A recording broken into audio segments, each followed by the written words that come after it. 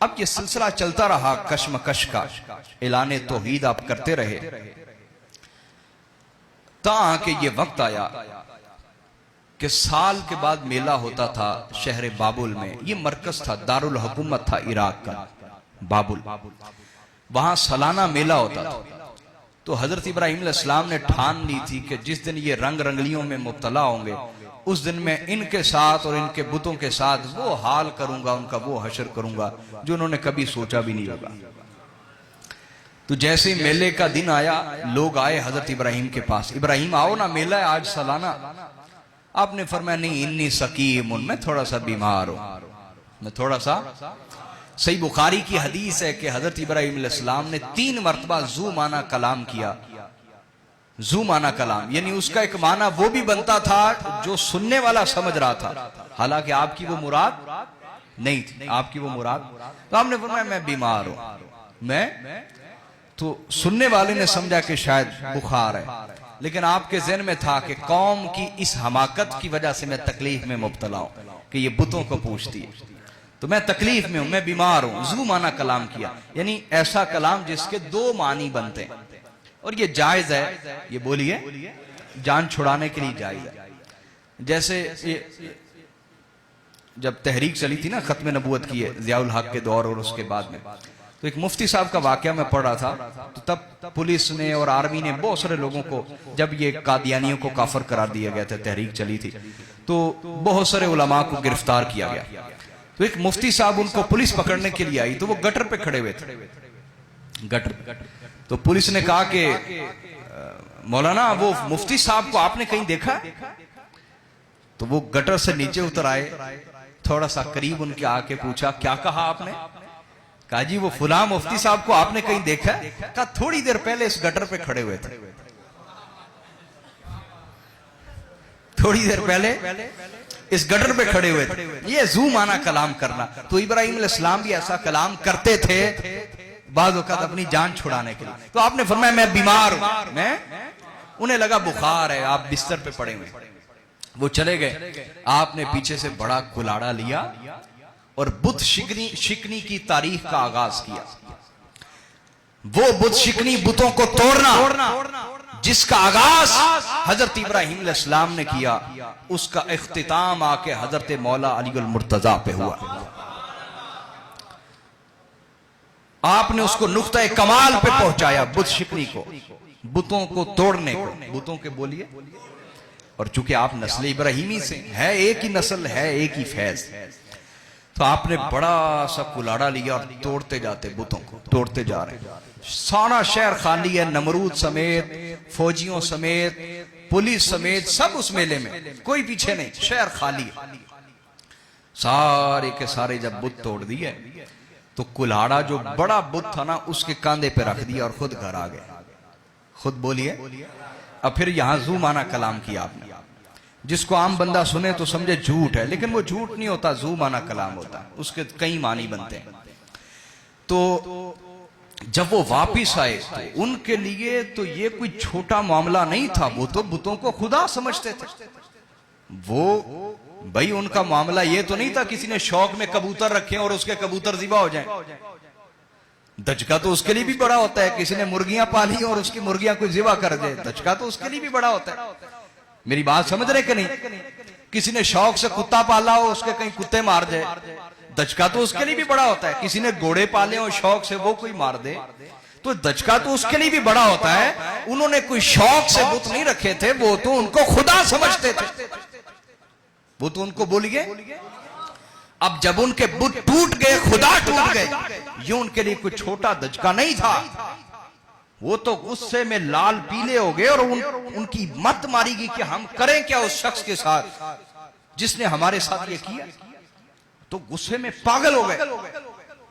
मेरी बात समझ रहे हैं या नहीं समझ रहे? जब नमरूद ने भी आके ये सारा मामला देख लिया, उसने कहा ये किसने किया होगा? तो एक जवान ने कहा कि मैंने एक शख्स को देखा, उसका नाम इब्राहिम है, वो कह रहा था कि मैं इनके बुतों का वो हाल करूंगा कि ये याद करेंगे। ने कहा अच्छा, बुला के लाओ उसको। बुला के लाया गया इब्राहिम अलैहिस्सलाम को। हाँ इब्राहिम, क्या किया तुमने इन बुतों के साथ? फरमाया मैंने तो कुछ भी नहीं किया। मैंने तो कुछ भी नहीं किया। जू माना कलाम था, मैंने तो कुछ भी नहीं किया। कहा फिर किसने किया? कहा देखो, किया तो उसने होगा ना, कुलाड़ा जिसके कंधे पे होगा। मेरे पास तो कुलाड़ा ही नहीं, मैंने क्या किया होगा? तो कुलाड़ा किसके कंधे पे है? देखा तो वो बड़े बुत के कंधे पे थे। फरमाया देखो कुलाड़ा इसके कंधे पे है, तो बुत तो इसने तोड़े होंगे ना, मैंने तो नहीं तोड़े। तो नमरूद ने कहा इब्राहिम तुम्हें तो पता है कि ये ना किसी को नुकसान पहुंचा सकते हैं ना फायदा दे सकते हैं।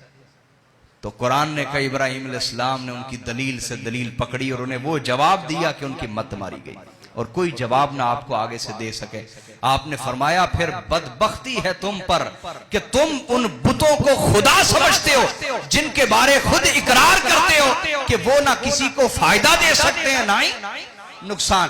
वो तो अपना दिफा नहीं कर सकते, तुम्हारा दिफा क्या करेंगे?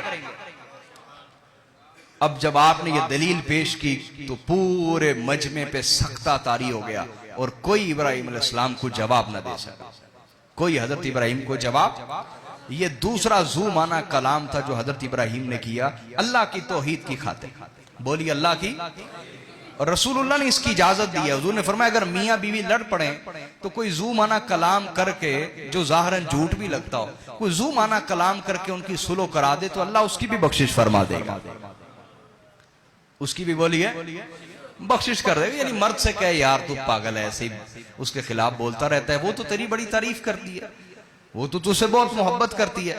औरत को जाके कह तू पागल है, नादान है, तुझे जैसा शोहर मिलना ही नहीं, वो तुझसे बड़ा प्यार करता है, ठीक हो जाएगा, जरा तेरे मुंह के ऊपर सख्ती करता है, आगे पीछे तेरी बड़ी तारीफ करता है। तो हुजूर ने फरमाया जो यूं उनको मिला दे अल्लाह उसकी भी बख्शिश फरमा देगा। तो उनको पता चल गया कि ये इब्राहिम अलैहिस्सलाम ने किया है। तो नमरूद ने कहा कि हम इसको आग में जला के इबरत का निशान बनाएंगे। वाकयात बड़े लंबे, मैं मुख्तसर करके सुना रहा हूं। मिलाना तो था इसको ग़ज़वा बदर से, लेकिन टाइम मुझे जकड़ लेता है। तो ग़ज़वा बदर से मिलाना था और आगे हजरत मौला अली अल मुर्तज़ा की शहादत से मिलाना था। इंशाअल्लाह अगले जुमे पे कर लेंगे इसको। बहुत बड़े पैमाने पर आग सुलगाई की, जलाई गई, बड़े बड़े दरख्त काटे गए, उनके ढेर लगाए गए, गड़ा खोदा गया, बहुत बड़े पैमाने पे उसमें आग जलाई गई। और इतनी सख्त वो आतिश थी कि दूर खड़े हुए शख्स को भी उसका सेक पहुंचता था, उसकी हरारत पहुंचती थी, उसकी हिद्दत पहुंचती थी। तो हजरत इब्राहिम अलैहिस्सलाम के लिए जब वो आग जलाई गई, सुलगा दी गई और इतने बड़े पैमाने के ऊपर ये एक आतिश जलाई गई, तो बाज़ ज़ईफ रिवायतों में ये चीजें मिलती हैं। अगर ये रिवायतें सच्ची ना भी हों तब भी इसमें सीखने वाली बातें वो ये कि एक जानवर ऐसा भी था जो फूंके मारता था उस हवा को। हालांकि उसकी फूंक से हवा उस तक पहुंचती नहीं होगी आग तक, लेकिन उसकी कोशिश ये थी कि आग और बढ़के और इब्राहिम अलैहिस्सलाम इसमें खूब जलें। और चंद परिंदे ऐसे थे जो अपनी चूंच में पानी लेके आते और उस आग पर गिराते। उनकी नीयत क्या थी कि हम आग को बुझा तो नहीं सकते, लेकिन उनमें हमारा शुमार तो होगा ना जो हजरत इब्राहिम अलैहिस्सलाम को बचाने के लिए कोशिश करते रहे। तो ये रिवायतें ज़ईफ भी हों तो इनसे सीखने वाला सबक मिलता है कि दुनिया के पीछे मत चला करो कि वो बुराई की तरफ जा रही है तुम बुराई की तरफ चलो, वो अच्छाई की तरफ जा रही तुम अच्छाई की तरफ चलो। ना ना, अपना एक मेयार तय करो जिंदगी में कि जो अल्लाह और उसके रसूल की तरफ से हुक्म मिल जाए उस पर डट जाओ, चाहे दुनिया उसकी मुवाफिक हो या उसकी मुखालिफ हो। ये जिंदगी का एक मेयार बनाना चाहिए, समझे कि नहीं। अब जब इब्राहिम अलैहिस्सलाम को मिनजनीक में डाल दिया गया, मिनजनीक एक तोप की तरह होती थी जिसमें बहुत बड़ा पत्थर रख के जब चलाया जाता तो वो पत्थर दूर जाके गिरता और तबाही करता था। तो इब्राहिम अलैहिस्सलाम को मिनजनीक में डाल दिया गया। अब जैसे मिनजनीक चलाई जाने लगी ना, ऐसे वो चलती थी, ऐसे करके बड़ी जोर से वो चलाते थे तो वो दूर जाके पत्थर गिरता था मिनजनीक में। चूंकि करीब तो कोई जा नहीं सकता था कि कोई पुलिस वाले जाएं और जाके फेंक दें, इतने बड़े पैमाने पर आग जलाई गई थी। अब सुनिएगा, सुने, तवज्जो करें। इब्राहिम अलैहिस्सलाम को जैसे मिनजनीक में बिठाया गया, हजरत जिब्राइल आ गए। कहे अल्लाह के खलील, क्या मेरी कोई हाजत है? फरमाया मुझे हाजत जरूर है, लेकिन सिर्फ अल्लाह की, तेरी कोई हाजत नहीं। जा वापस चला जा, तेरी कोई जरूरत नहीं मुझे। ये अल्लाह पर भरोसा बता रहा हूं, ईमान बता रहा हूं, यहां बच्चों की फीसें पूरी ना हो तो हम हराम कमाने लग जाते हैं, बीवी की मनपसंद के कपड़े ना आए तो हम हराम कमाने लग जाते हैं। हर शख्स जानता है वो किस तरह की खराबियां करता है, हर शख्स अपने ऊपर गवाह है, उसके जिस्म के अज़ा और अमाल गवाह हैं, ता आके तौबा कर ले। हाँ, तौबा कर ले तो अल्लाह माफ फरमाने वाला है। बीवी को राजी करने के लिए हराम कमाते हैं, बच्चों के लिए हराम कमाते हैं, लोगों की नजर में बड़ा बनने के लिए, शरीके में नाम कमाने के लिए हराम कमाने लग जाते हैं। ये कैसी हमाकत है। तो फरमाया जाओ, मुझे तेरी जरूरत नहीं, सिर्फ अल्लाह की जरूरत है। तो हजरत जिब्राइल ने कहा जब अल्लाह की जरूरत है तो कोई पैगाम दे दे जो मैं अल्लाह तक पहुंचा दूं ताकि अल्लाह आपकी मदद करे, दुआ कर दे। फरमाया तेरा पैगाम बाद में पहुंचेगा, अल्लाह मेरी फरियाद पहले सुन लेगा। मेरे पास अल्लाह है, तेरी जरूरत नहीं। कहा फिर हाथ उठाएं और अल्लाह से दुआ करें, अल्लाह मुझे बचा ले, जलने से बचा ले। फरमाया इल्मुहु बिहाली, इल्मुहु बिहाली कफानी अन सुआली, वो जो मेरे हाल से वाकिफ है तो फिर मुझे शर्म आती है कि दुआ करूं। वो जो मेरे हाल से वाकिफ है तो फिर मुझे शर्म आती कि दुआ करूं। अगर वो चाहता है मैं जल जाऊं तो मेरा जलना बेहतर है, अगर वो चाहता है मैं बच जाऊं तो मेरा बच जाना बेहतर है। जिस तरह वो रखेगा मैं उस तरह रहूंगा। अब जैसे ही आप, चूंकि तवक्कुल का ये दर्जा था, ईमान का ये दर्जा था, अल्लाह पर भरोसे का ये दर्जा था, जब दर्जा ईमान का ये हो जाए तो फिर ग़ज़वे बदर वाली तारीख अल्लाह दोहराता। ग़ज़वे बदर वाली बोलिए तारीख अल्लाह दोहराता है, हमारे लिए भी दोहराता है। तो पहले इब्राहीम अलैहिस्सलाम के लिए थी, फिर ग़ज़वे बदर में आज भी कोई करे तो इकबाल ने कहा आज भी हो गर इब्राहीम सा ईमान पैदा, आग कर सकती है अंदाजे गुलिस्तां पैदा। तो जैसे ही आप जा रहे थे हवा में भी उड़ के, तो अल्लाह पाक ने फरमाया या नारुकूनी बरदम व सलामन अला इब्राहीम, ए आग ठंडी और सलामती वाली हो जा मेरे इब्राहीम के लिए।